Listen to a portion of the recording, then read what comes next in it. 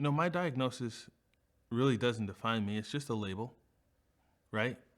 Because all of that is who I am. And I'm okay with me. So it's everybody else's choice to whether they want to be okay with me or not. But if they have to put a label on it, then I guess I don't accept the label, but it is what it is. And if that's what they want to call it, then that's what they call it. World peace. I mean,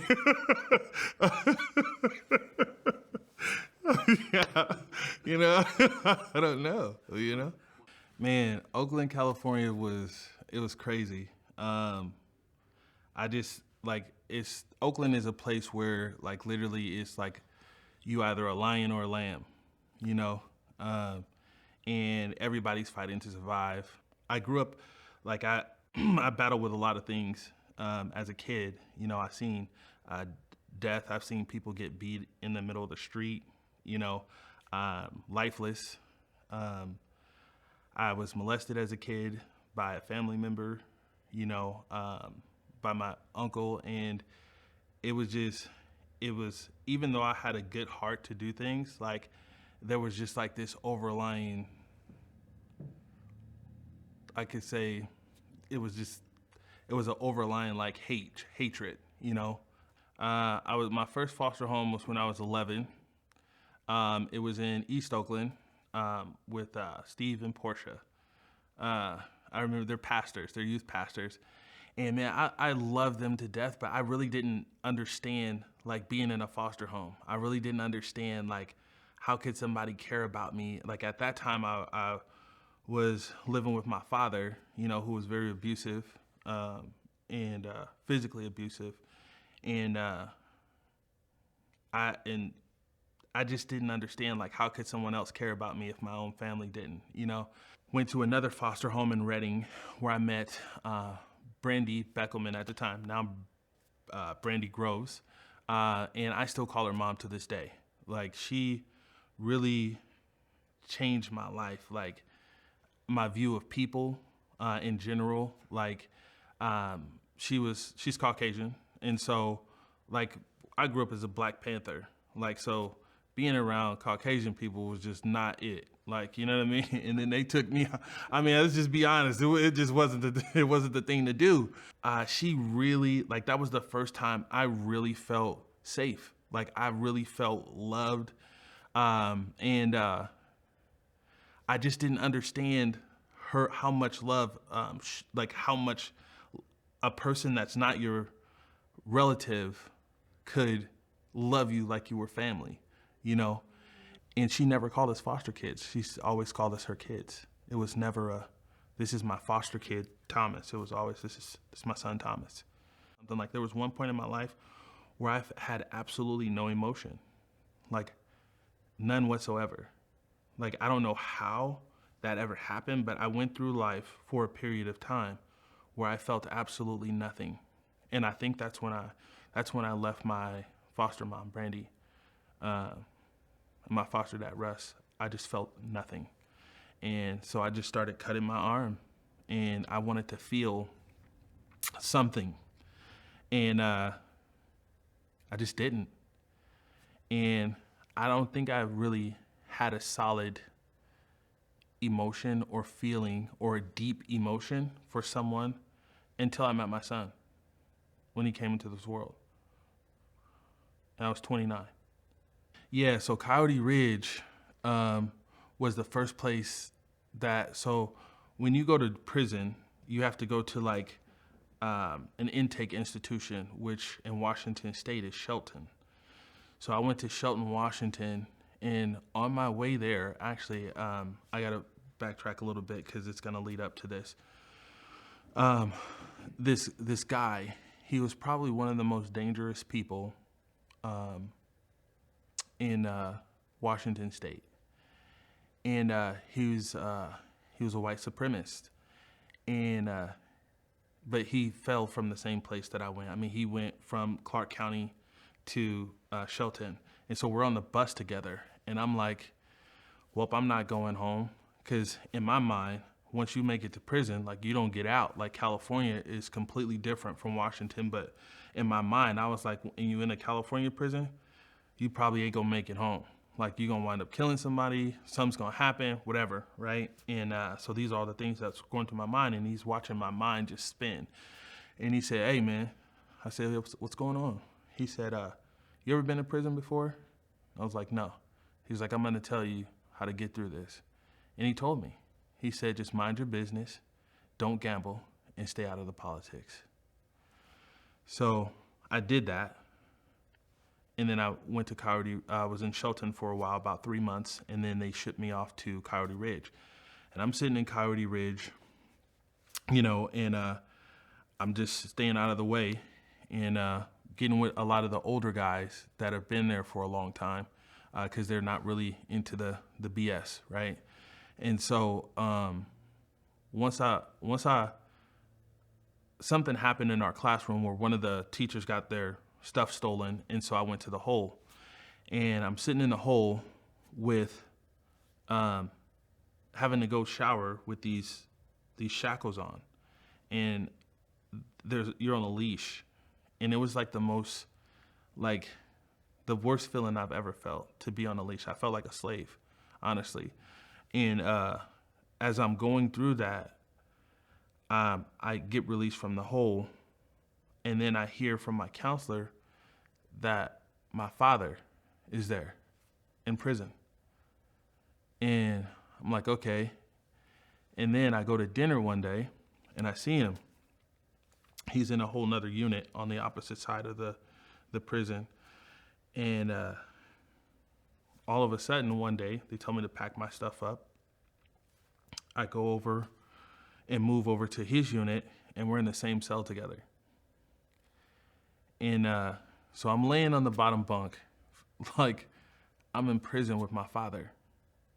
You know, the one that used to beat me, the one that I struggled with, the one that I fantasized about taking his life, as a kid, through all the hate that I carried with me for so long. And as I'm in this cell, I'm listening to my father cry on the top bunk, night after night. And I asked him, I said, why did you do all this stuff to me? Like, do you know what I'm saying? And he said, son, I'm sorry. I was on drugs. And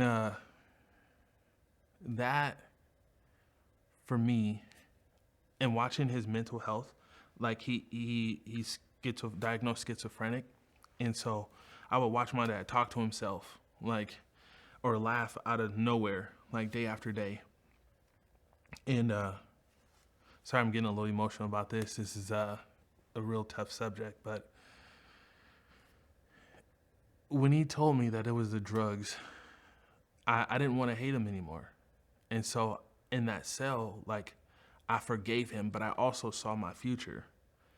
And that's when I knew I had to figure out how to change. I didn't know how I was going to change. I didn't know what I was going to do to change at the point. I just know that I did not want that to be my future. And that's pretty much my experience at Coyote Ridge. When I got out of prison, it was the flukiest situation ever. I haven't seen this guy since I was probably 19. And his name's Chris Apikelis. And I say these names because they're very important to me, and they deserve recognition. But Chris, I see him getting off the train in Portland, and I'm getting off, he's getting on.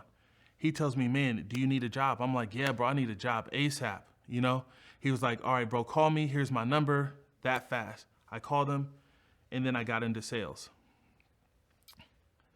And I became one of the top salesmen in the company for a very long time. But, in sales, everybody wants to make money. And I made a lot of it, But yeah, so I started working, and I started seeing how much money I could make as a salesman. And so everything I did was sales, took off. I was selling drugs at a young age, so I figured we're just going to continue the pattern in a better way, right? I didn't want to have my son be the man that I was. Like, I didn't want to lie to people every day.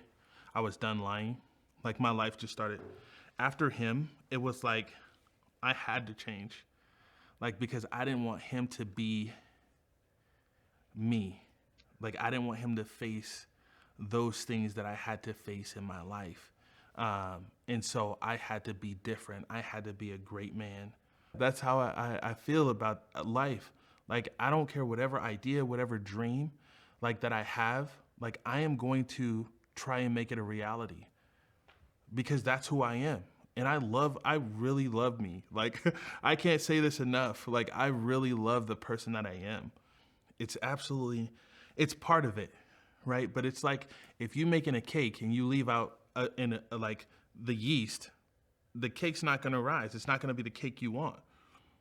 So for me, the cake and the love comes from me dealing with my closet, like dealing with the fact that I was molested by a family member, dealing with the fact that I felt alone over half of my life, dealing with the fact that I don't know how to be emotionally supportive of someone who is close to me because I don't know what that looks like. Dealing with the fact that, I'm angry.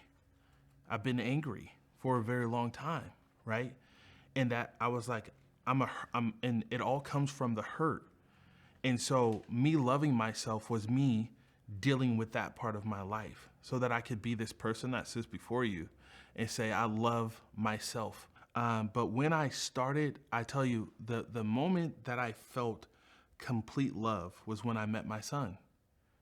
And so because I loved him so much, it was a struggle because I was like, I'm not used to having these emotions. It was weird. It felt weird to me to have a son and to feel the emotions that I felt for him. I'm like, this doesn't even make sense, right? Like it doesn't make sense to be crying because he crying, right? It didn't make sense to me, right? And so having that struggle of figuring out that part, but once I figured that part out, then I figured out, how do I feel like this for myself? How do I get to the point where I'm the most important thing? I'm not living for my son, I'm living for me, but as an example for him, right? A lot of times we try to stop one's journey by providing for them. Like, you don't want to see somebody fall, so you be like, hey, here's the money to do this. Or you want to provide shelter when they're supposed to be homeless, when life is calling them to be homeless, because that's something that they have to go through. So we stop their journey from happening at that point, or we prolong it. Because once a person gets to that point to where they're tired, they're going to do something particularly to change that. And I think that's where we all fail. We all love with conditions. And that's the problem with our society. We love with condition. And that unconditional love piece is just something that's almost non-existent in our society to this day. And that's sad. It's super sad. Kids are growing up like that, with conditional love. Just to say, hey, man, I'm just here. Whatever you go through, it doesn't matter what you go through. I don't care who you are, what you've done, what you look like, where you come from. This is just you, and that's who I care about. I'm okay with people not being in my life, because if me telling the truth means you're not there, that means you were never meant to be. For me, telling the truth, let me just say this one more time. If I'm telling the truth and you're upset and don't want to be in my life, that means you were never meant to be there. And I'm okay with that. Nobody talks about that. That's why I wanted to do this, because I'm going to talk about the things that people don't want to talk about. Yeah. I want to talk about the things that people think to talk about, but they're kind of afraid to talk about it, right? I'm not afraid at all. I have absolutely no fear. I've been through enough wars in my life within my own self and with other people to know I'm built for this. Win the moment, win your life. Yes. When you win the moment, a life is made up of small moments in your life, right? Every day is made up of moments, right? Whether it be seconds, whether it be minutes, whether it be whatever. So every decision that we make in our life when it comes to adversity, win that moment. Because if you win the moment of the days, you win the day. And if you win the day, you win the week. If you win the week, you win the month. If you win the month, you win the year. And if you win the year, you win your life. So what I like people to know about mental health in addiction is that it's manageable and you can do it. I know it seems far off, and for me, it took me 30 years to get it, but I got it. I have to choose me over everything because I love myself. And when we get to this point, it's just, if I can do this right here, this is codependency. So when this breaks, there's no whole person. But independence is this. When you put your hands together like this, and if we separate, we're still whole people. That's the difference. This is why loving yourself is so important, because you won't allow anyone to break you, because you're not dependent on their emotions, their responses, their actions, none of it.